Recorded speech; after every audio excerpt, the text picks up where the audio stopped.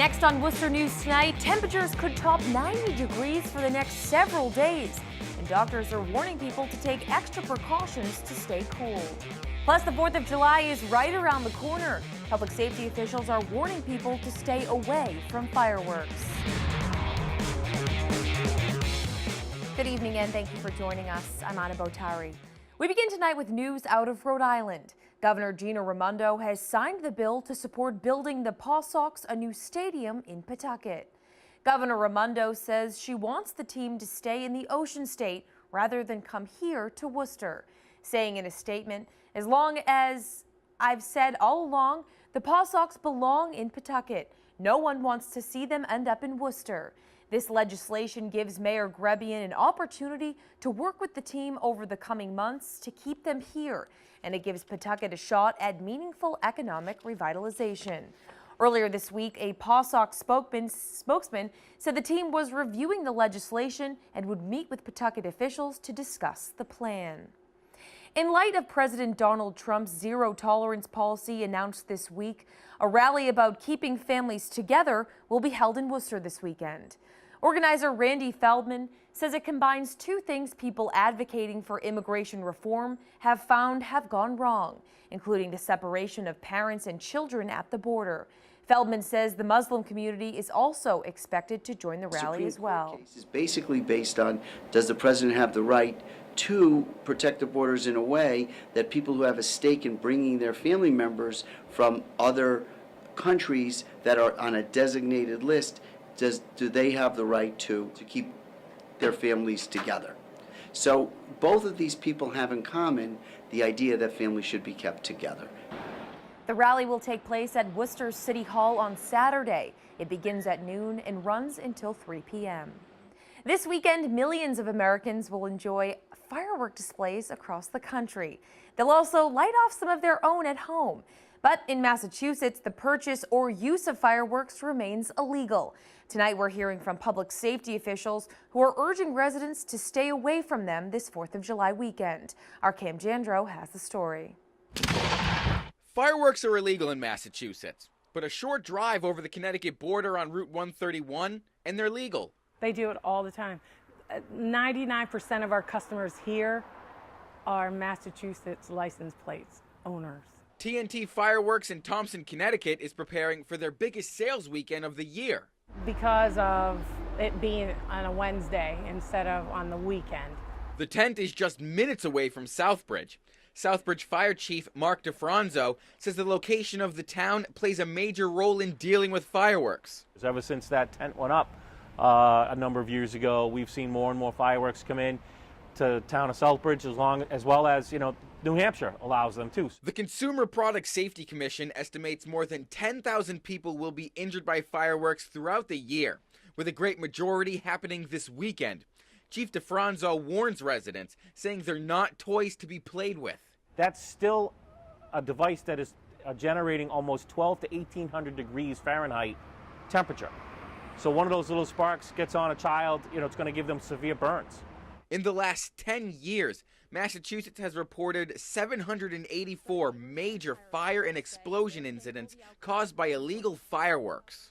The fireworks themselves are a mini explosive, to be honest with you. I can't emphasize enough the danger of fireworks here in Massachusetts, or anywhere actually. Now, illegal possession or use of fireworks in the state of Massachusetts can get you up to a $100 fine, but illegally selling fireworks in the state of Massachusetts can get you up to a year in prison. Cam Jandro, Worcester News Tonight. Thanks, Cam. Good information. With extremely warm weather predicted for the next several days, doctors are warning residents to be aware of signs of heat stroke and exhaustion. Our Brittany Schaefer has more on how people are preparing for the summer weather. A heat wave is set to hit central Massachusetts, and the high temperatures and humidity have those who work outside planning ahead. We will talk with the guys before they go out, let them know that if they feel faint, if they're not up to it, please go in the truck, turn on the air conditioning. We also stock cases of bottled water that we will give them to men in the morning. LEI Corporation President Stephen Christie says on a normal day, his landscapers work 8 to 10 hours. He says next week's heat wave will delay their work. It's inevitable it will. no one's going to work to their optimum capacity when it's 90 degrees out. We'll let them use their best judgment. We're not going to force them to go any longer than they feel safe. A nurse practitioner at Carewell Urgent Care says being outside for more than 2 hours in the heat can pose risks. We have a lot of cases of heat stroke around, not only around here in Massachusetts, but all over the country. It could be fatal. So I would suggest people to avoid so much exposing themselves to sunlight. Maybe 1 to 2 hours will be the most. The town of Auburn is taking extra steps to protect its residents. The senior center will stay open throughout the weekend to be a cooling center. I think given the extreme high humidity and 4 days of consecutive temperatures over 90, we recognize that it is quite strenuous on some of our residents here in Auburn and want to offer them a place to relax and maybe to cool down. Carewell Urgent Care says the 2 important items this weekend are water and sunscreen. Brittany Schaefer, Worcester News Tonight. For people looking to cool off this weekend, city spray parks, pools, and beaches are set to open July 1st from 12 p.m. to 7 p.m. every day during the summer. An extreme risk gun bill has moved to Governor Charlie Baker's desk. The red flag bill would allow temporary removal of firearms for people considered a threat to themselves or others.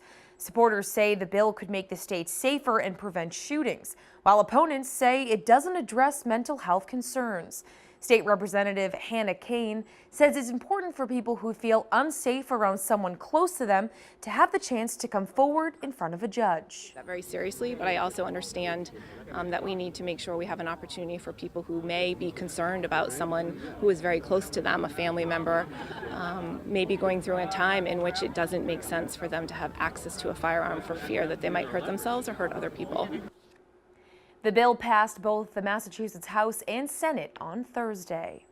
The state Senate also passing a bill to raise the legal age to buy cigarettes and other tobacco products in Massachusetts from 18 to 21. If Governor Baker signs the bill, Massachusetts will become the 6th state to refuse to sell tobacco products to people under 21. Switching gears, a new solar array in Shrewsbury is expected to provide 4 million kilowatt hours of clean energy. And as our Chandler Walsh explains, almost 5% of single-family homes in the community will use its power. 12 acres of solar panels sit on top of a closed landfill in Shrewsbury. The solar array will soon provide 4 million kilowatt hours of clean energy. Massachusetts Lieutenant Governor Karen Polito says it's a win for the community and the state. This is just one more example of our commitment to renewable energy, where we can reduce our dependency on fossil fuels and reduce emissions. State and local officials cut the ribbon to celebrate the array's completion. It's part of a partnership between Shrewsbury Electric and Cable Operations and the Massachusetts Municipal Wholesale Electric Company. It will begin generating power in mid-July. We're now about probably 42 to 43% of our power with this project will be considered clean energy. The solar array includes 12,000 individual panels and will provide enough energy to power 400 single-family homes. We have about 9,300 single-family homes in Shrewsbury, so this would provide enough energy for about 5% of the single-family homes in Shrewsbury. The 3.8 solar megawatts from this project are part of 2,000 reached in the state this year. Secretary Matthew Beaton says projects like this diversify the state's energy sources and are why Massachusetts is a leader. We're quickly accelerating faster than most states towards a renewable energy future, and it's the right way to go. It's the right thing for us to be doing, and it's great to see our communities and the Commonwealth be leaders on the national stage. Chandler Walsh, Worcester News Tonight.